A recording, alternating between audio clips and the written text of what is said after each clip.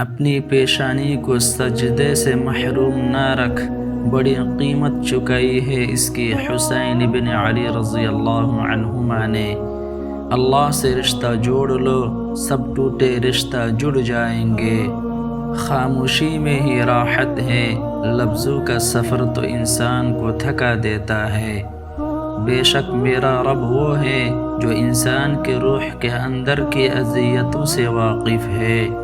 اللہ سے بات کرنے کے لیے الفاظ کو ترتیب نہیں دینی پڑتی۔ نماز دنیا سے جنت تک جانے کا ایک سیدھا راستہ ہے۔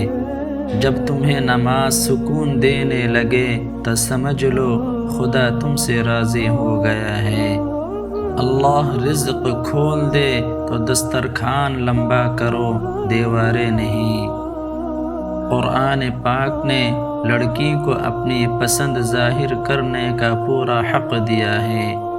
دعا کبھی رد نہیں ہوتی، اللہ قرآن میں گواہی دیتا ہے۔ جب اللہ کی رضا ہوگی تو پھر ہر چیز عطا ہوگی۔ اور جانتے ہو محبت کیا ہے؟ کسی کو اپنی دعاؤں میں یاد رکھنا۔ سخت سے سخت الفاظ بولتے وقت ہمیں سننے والے کو یاد نہیں رہتا کہ یہ الفاظ کب تک یاد رہیں گے۔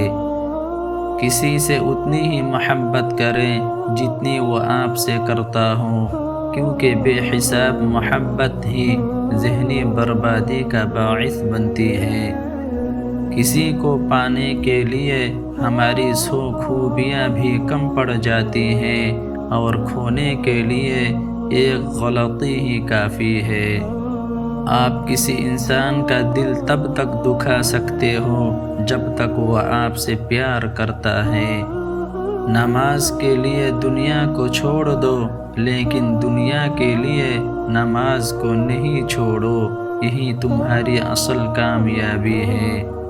باپ کے زندہ رہنے تک ہر بیٹی شہزادی ہے۔